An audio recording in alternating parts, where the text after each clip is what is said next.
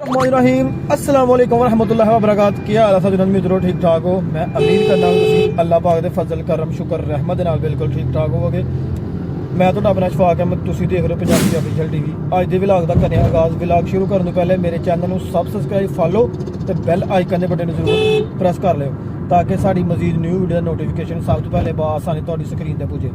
अज जनाब एक बहुत ही मज़ेदार मैच होने वाला है, बहुत मज़ेदार मुकाबला होने वाला है, बहुत मज़ेदार टाकरा होने वाला है, बहुत मज़ेदार एक मुकाबला होने वाला। असी जा रहे हैं शालकोल कैंट मैच खेडन वास्ते। मैच साडा है फौज की टीम के नाल, ठीक है। और काफ़ी दोस्त अगे चले गए हैं और कुछ टीम साड़ी गड्डी में मौजूद है, जैसे कि मेन ओपनर बैट्समैन हाफिज करामत साहब और हाफिज शाह साहब।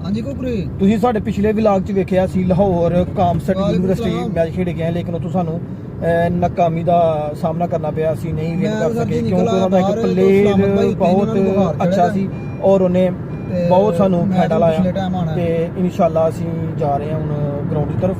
मैं कैंट च जे ठीक है और कुछ दोस्त पहुंच गए ने, असीं शायद जाके तुहानू मैच दे लाइव बना।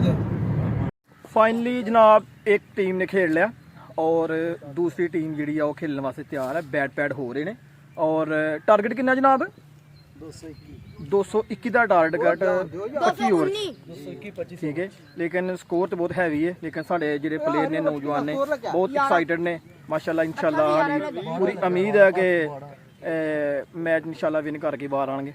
तो असल च इत्थे ना कैमरा अलाउ नहीं है, इस करके थोड़ी छोटे छुपे वीडियो बना रहे हैं और इंशाल्लाह तो मैच अगर विन किया या हारे वो भी इंशाल्लाह तो शेयर करांगे, ठीक हो गया। और ये ग्राउंड माशाल्लाह बहुत अच्छी बैटिंग कर रहे हैं हाफिज करामत साहब और हाफिज शाह साहब, और वास्ते जनाब ग्राउंड च ना पानी लैके जा रहे हैं, इस तो करके वीडियो दा रिकॉर्ड कर रहे हैं, ठीक हो गया। एक माशाल्लाह अच्छा लम्मा स्पैल उन्होंने खेडिया है। साडी ओपनर आउट होने तो बाद सानू लगा कि जिवें असीं जल्द के आउट हो जाएंगे, लेकिन हाफिज करामत साहब और शाह साहब ने बड़ी अच्छी बैटिंग का मुजाहरा किया, ठीक हो गया।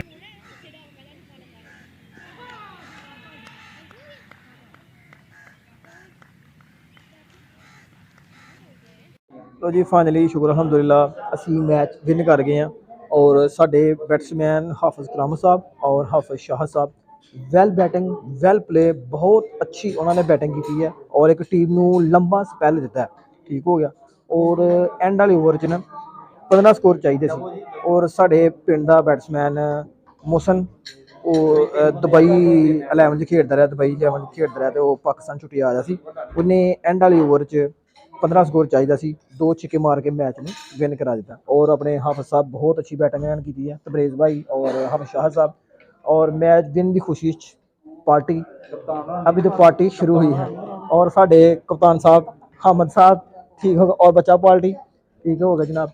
इधर सानू दो इजाज़त, अपना बहुत सारा ख्याल रखियो, दुआवां याद रखियो, फी ईमान अल्लाह, ओके अल्लाह हाफिज़।